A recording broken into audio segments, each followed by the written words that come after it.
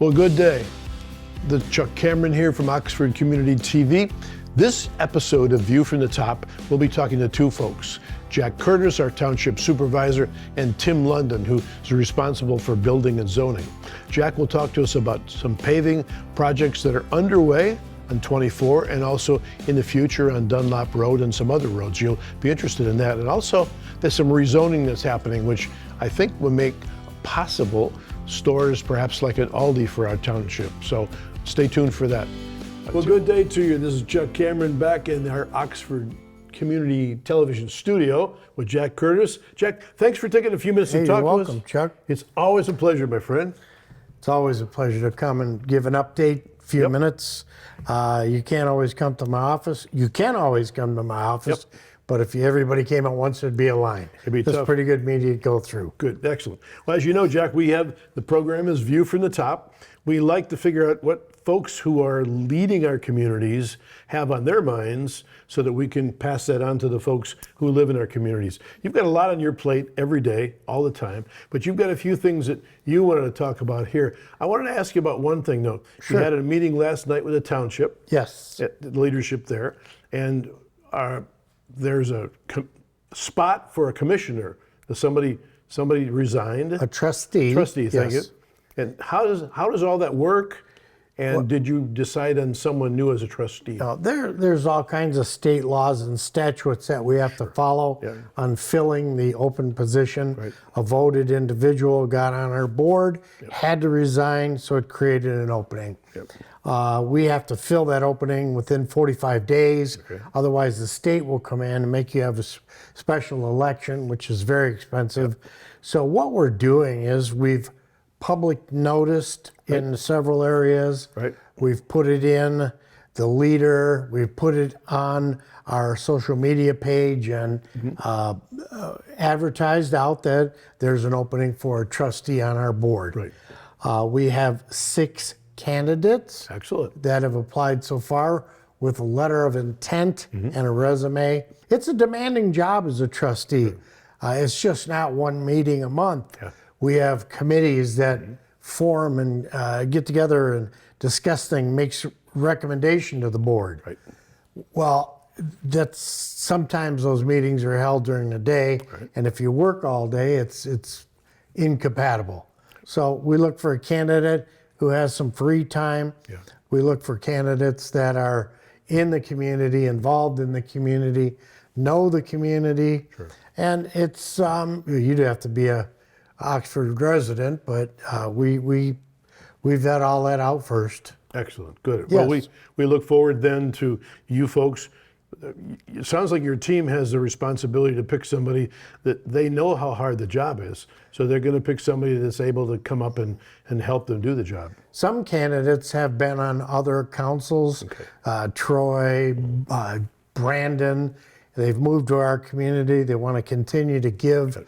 So they've applied for the position. Excellent. So, Yeah. well, let's step back. Thank you for that. Sure. Let's step back. You've got a few things that you think might be worth talking about.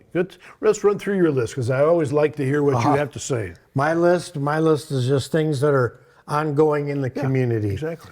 For example, M24 Lapeer Road, it's being skipped. They call it skip paving. Okay. They find road segments that have degraded beyond what is acceptable levels, and they mill it down and then recoat it. By a section, just a By section. a section of a section. They've also are completing rebuilds of some of the turnarounds that have degraded. Is that county or is that state responsible? MDOT, state MDOT, responsible, state. yes, Michigan Department of Transportation, which is the state. It is. Now, a road commission, 2 road commission of Oakland County projects we have going on is complete milling and widening of the shoulders, not fully paving the shoulders, but extending into the shoulder of the paving. We're going to do Oakwood Road from Baldwin east to M24. Sure. And we're also going to do North Oxford Road from Ray Road north to Gardner. Gardner.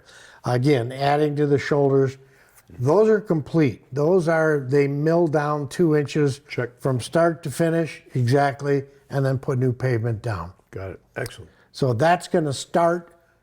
School lets out June-ish. As soon as the date, I don't know that date, Right. but that's the date that they're going to boom. start doing this paving. Sure. Exactly. Some of the other things to talk about, Tough Mudder is coming again. Yep. Returns June 14th and 15th. It's a smaller participation this year. It's lower and lower most every years. It's still coming here though, a great event. People have a lot of fun doing it, but June 14th and 15th, expect a little traffic on Lakeville Road more than normal. Right. But it moves real close, real fast. Sure. It gets through and they turn and get off the road. Just be cognizant of it. Right. So that's coming. Also, it was voted last night, the township will be changing its hours for the summer. Okay, that makes sense. Part of reviewing what other governmental agencies do for pay of our people, benefits of our people, it's also the soft benefit we review. Wayne, Oakland, Macomb, Livingston townships, there's 30-some municipalities that are closed on Friday, Really? including the village of Oxford. Oxford, yeah. Village of Oxford has been closed for almost 4 years now on Friday. Right. The office will still perform 40 hours worth of work. Right. We will be open from 8 to 5:30. We've cut back our lunchtime hours.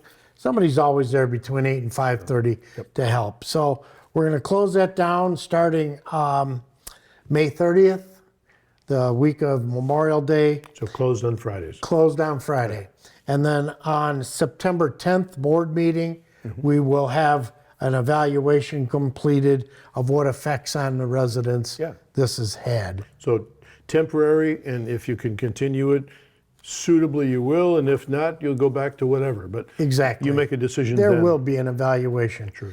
You know, right now there are other Independence Township. They're twice our size, Got it. but they close on Friday. They have a half-hour extended time frame. Many communities around us do that, and quite frankly, people are going away in the summer. They leave Friday early. Our business drops off. So to move the business into business hours, you can legitimately close down on Friday Got it. and do more work during the week, Monday through Thursday. Good. Well, we support all that. We appreciate all the work that all the team there does to make sure things happen well and efficiently. Yes. Couple from my side. Yes. One, Aldi. I've heard my wife is in love with this idea that Aldi may someday come to our good community. Is there any update that you can give us on whether that's likely or possible or not yet? Chuck, you know, they have not made application to come to our community. What happened was Aldi's is considering Oxford. Okay. And outside of Waterstone, Right. we have two large commercial properties. One is owned by Oxy LLC, Okay. and one is owned by Henry Ford. So on those two commercial properties outside of Waterstone, there can be, I'm going to say a hospital or a medical center. Got it. They will have to come in and apply for all kinds of variants, PUDs, planned urban developments, conditional zoning, those kind of things. What happened was Oxy LLC is on contract to sell the piece of property in front of Boulder Point. Oh, sure. It's been zoned commercial for the past 25 years. Interesting. It's confusing how they laid out the front guard shack. Yep. Boulder Point, inside Boulder Point, doesn't start until the It's way back toward by the clubhouse. the clubhouse, exactly. So in front of that, along 24, it minimizes the traffic increases. It's just people in Oxford being able to get to a grocery store closer to home and have some competition to our existing store. Nothing wrong with our existing store, but you know what happens when you get a monopoly? Yeah, you do. Things do happen wrong. One of so when they come and apply, I'll be the first one to call you up and say, hey, they're coming. Got it. Right now, they're going through rezoning. Right now, they're going through land splits. But this property has been available for sale for 25 years. Got it. So And this is the it's first just waiting time. for something to happen. Good. Exactly. Good. And that is what we want the M24 corridor for. You wouldn't want an Aldi's inside of Waterstone or inside of Oxford Lake. Right. You want it in an area where corridor. commercial traffic and people traveling to and from can easily access it. Excellent. Tell me a little about new developments in our communities. There are lots of things that seem to be happening. I see safety paths planned. I see new subdivisions coming, which is kind of cool because we live in a subdivision that's only 30 years old, so that's new compared to a lot of others. What should we know about regarding the future of development here in Township? Well, the future developments here in town, we just went through our master plan and revitalized it. It's out for review with surrounding communities. But here's what's happening. In 1959, I moved to 12 Mile in Van Dyke. Yeah. It was Rinky Farm. Yeah. Okay. It's called urban sprawl. The farther you get out of the urban areas, what's happened here is Oxford is really a great place to live and recreate in and walk around in and travel in. Yep. But as people come here, hey, guess where I live? I live in Oxford and it's great. Those people come out here and look, and sure enough, it's true. With the Pollyann Trail, the safety paths, the schools, the parks, the police, the fire department, everything is great. Well, I'm moving to Oxford. All of a sudden, exponentially, people start moving here. Now, Chuck, compound that with the fact that Orion has grown up. Big time. They have less affordable land. And they are doing a lot of zoning changes to facilitate the last of that land for their build out. Got it. People are coming here and they're going, oh, you know, I work in Troy, so that's not that far to Oxford. Not that far. Okay, you moved here from Troy. Now what? You've added another car on the road. Development is going to come. It will. What I try to do is bring commercial development. All these people that work in Troy, why isn't that business taking a look at us out here? Move your business out here so you don't have so far to go to work. And there's taxes and there's good stuff. Yeah, it's a lot of good stuff out here. And why not? Right now, we're about 80% residential assessment on taxing. That means 20% of our tax base is industry or commercial. That's off skewed a lot. So as people see this. I don't want to interrupt. Are you saying then that if we had more of that, if there was more commercial, industrial, that there's a better tax base from those to support all the expenses that the residents need to help them? Sure, right now we're taxed at about 38 plus mills on property. An industry or commercial business that's not a primary residence is assessed at 51 mills. Big difference, So the big difference is if you have one business paying X number of mills or dollars at 51 mills, it takes like 5 homes to make up the difference in that. Well, you bring 5 more homes here and 2 more cars per home. Yes, you're adding traffic. But if you bring those businesses up here, the traffic wouldn't be so jammed up going down to that business. Yeah, 24 wouldn't be as much of a parking lot. Exactly. You know, and we are working diligently with the Road Commission of Oakland County. Last year, we graveled 14 miles, over 14 miles of gravel roads. We spent $500,000 doing that. Wow. Next year, they're going to begin. Right now, you'll see them staking and easementing and planning out for the paving of Dunlap Road. Dunlap Road is M24 to Seymour Lake, but it's it's also a north-south route to avoid the village. We don't want people to avoid the village. We want people to stop and eat and shop in the village. However, 35,000 people drive by the village every day. If 1% of those people stopped, you couldn't park them all. So people are traveling through Oxford.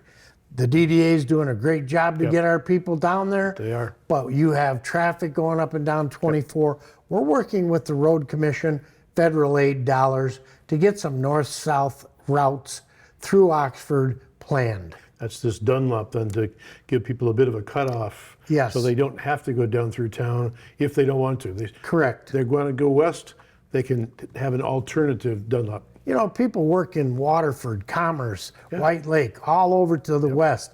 There's no, you go down 24 through the village and then Turn right. turn right. Yeah. So let's get some of that stuff that's not going to stop there the other way. That's going to be completed in 2027. Working on the Federal Aid Committee, they're about 8 years out on any paving projects. Whoa. For roads that qualify for federal assistance. In 2029, there's a placeholder right now to pave Sanders Road. That's another north-south, stopping cut-throughs through subdivisions. People call them cut-throughs. They're just driving on public streets. That's what they're doing. But when you force so many people to drive through your sub, it's annoying. It is. So just getting north-south routes paved so that people can transit to work quicker, safer. That's what our goal has been.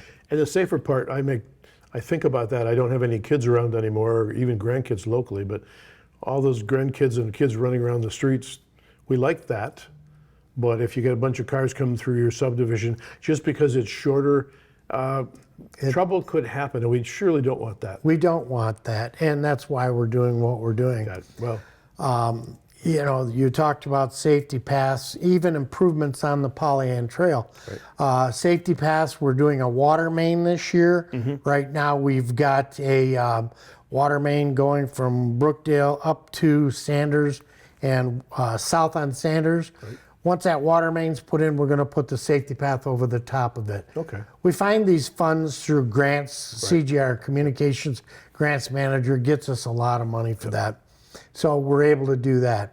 Through donations from the community, through donations of land from Koenig Materials, we're going to be putting a pocket park on Pollyant Trail. So getting people to recreate and have a place to play sometimes is better than in the street with no sidewalk. yes, it is. Yes, So it is.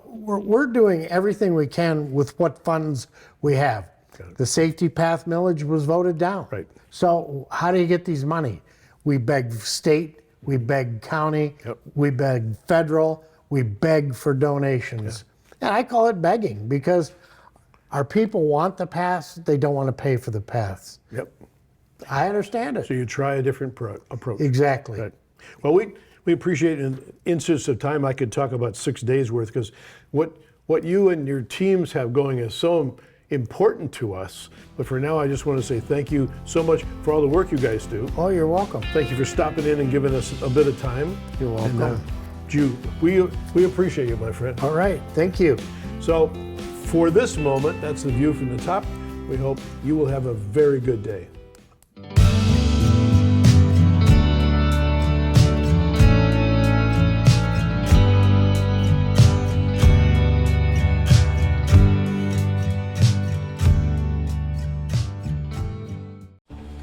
Think buying fake products is harmless? Think again. Think fake cosmetics are tested and safe? Think again.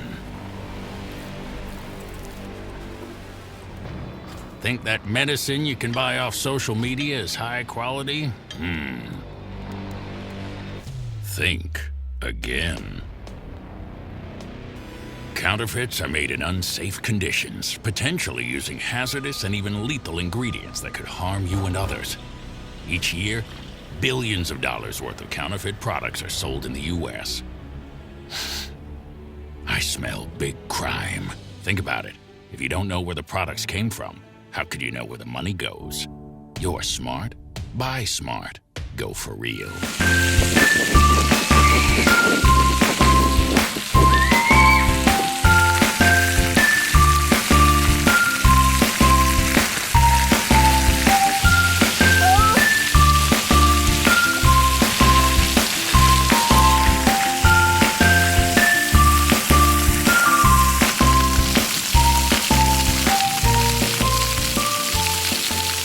hey, we are in the Oxford Township offices. We're sitting here with Tim London. Tim, thank you for taking a few minutes to talk with us. My pleasure. You are the chief cook and bottle washer of zoning and building, and that's a lot of turf for our township. There's a lot of things going on in your world. Is that about right? There's a lot going on. There's a lot going on. When I drive through township, I see what looks to me like the beginnings of maybe new developments, new businesses, new things. And it seems like those all have to be approved by and follow the rules of zoning regulations and stuff like that.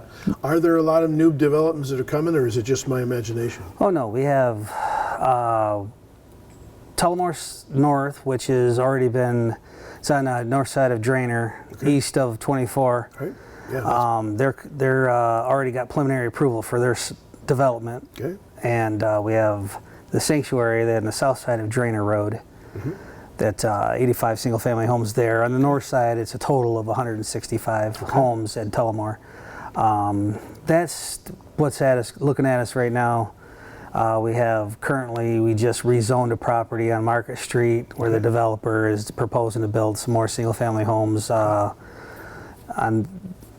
Market Street in the middle by the senior center there. Okay, sure. And that's kind of where we're at right now as far as new developments coming at us.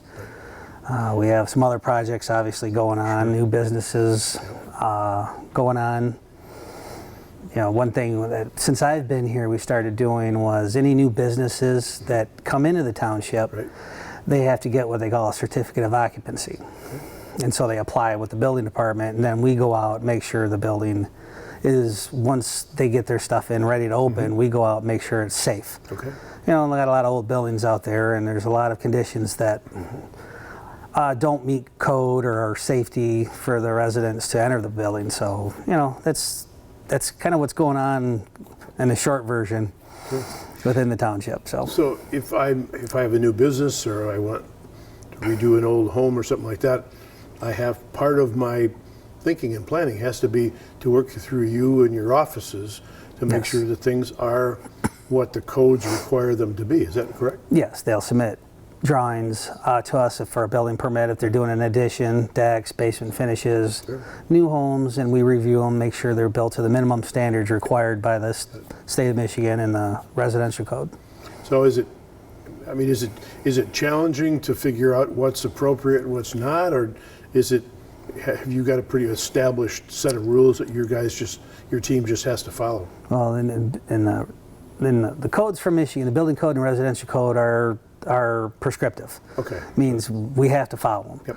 Yep. And zoning ordinance is similar, which is separate from the codes, but it's local law for zoning that we have to follow, which is pretty black and white. It tells us what you can and can't do on a property. If you want to do something and you submit to us and say, hey, I'd like to do this on my property, it's either you can or you can't. It's hard to, there's no gray water in, that document. It's, the only option would be if we tell you, no, you can't, the option would be you might be able to apply to the Zoning Board of Appeals. Okay. And from there, they're the only board that has the ability and power to give you permission to not meet the minimum standards required by our ordinance, which is a law. They call them local laws. It's not. So people, when they talk about ordinances, they don't think of it as legal, and it's 100% legal. And if you don't follow it, a lot of ramifications can happen. So if I were building if I had an old farmhouse or something and I wanted to put an addition on or this or that, and I applied to do that, and your folks said, no, this is not allowed, I could have an alternative to go before the Board of Appeals and just appeal that decision, and then it would be up to them to say, yes, you may have a sort of a variance, or no, this is the rules of rule. Yes, you can do that. The Zoning Enabling Act allows that. However, by doing that, you have to show a reason why you can't meet what the laws say. So it's just not my We preference. can't just say, well, it's because I bought a boat or I got a snowmobile or an extra car, I need to store it in or in a barn or somewhere. That's self-created. So it more or less falls in line like if you are in a zoning district that has a lot that's smaller than what is usually allowed within that district. It's called a non-conforming lot. Right. And if that prohibits you from putting something on that property because it is a non-conforming lot, that may be a hardship. Okay. So, well, everybody else can do it in this district. I can't because my lot's not big enough. So you may be able to use that as a hardship. They may or could may be. not. It's a 50-50 It's a shot. possibility. It's a possibility. It's showing a hardship on why you need to not comply with the laws. One last, I showed you the plot of our township or the map of our township. There's so much, look to my eye, look like undeveloped land. It's all green. There's a lot of it. There's a lot of places that aren't, it isn't the township, it isn't the village. There's a lot of farmlands and stuff like that up here. Yes. Would you expect in the next 5 or 10 years that that's going to remain all pretty much undeveloped or farm and stuff like that? Or do you think and see that maybe development's going to expand and we're going to have more development? Because that makes some people happy, that makes some people nervous. Mm-hmm. How do you see I know you don't have a crystal ball, but Yeah. what do you think is the best for our township? The majority of the land you're talking about in the north and northeast and northwest, the zoning is what it is. Okay. So the minimum size lots, you cannot go smaller. If it's required to be a minimum 20-acre lot, you cannot make That's what it is. a smaller lot. That being said, there's people that they own a lot of property. And if they have 100 acres and they want to split them up into 20 acres, well, yeah, they have the right to do that if that's what zoning allows. So our zoning is set up more or less to keep the rural areas rural at this point. The biggest change you're going to see would be 24. Okay. And, being a major thoroughfare Right. from 75 through us all the way up to 69 and even north of that. There's a lot of stuff coming south and from Lapeer County, and then there's a lot of stuff coming up from below us in Oxford, and that's what people just want to move into these areas because they're small, but they got to grow. Yeah. And then, as I think when we were doing the master plan, a lot of the questionnaires, the people wanted more choices of restaurants, maybe more shops or big box stores here and there that they don't have to drive to Auburn Hills to do, or 15 miles or go there. Well, in order for that to happen, they tend to follow population growth. They do.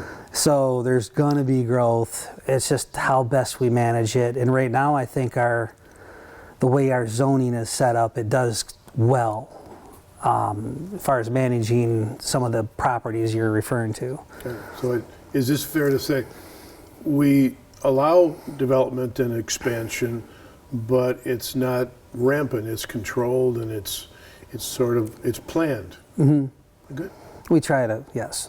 We appreciate that. And it may not, and in saying that, it's not always we always look at what's best for Oxford Township, not necessarily the individual or the small portion that may not like it. So it's like, our job is what's best for the township 30 years from now. Right. You're here now, but someone's here 30 years from now, and it's really hard to navigate. It is.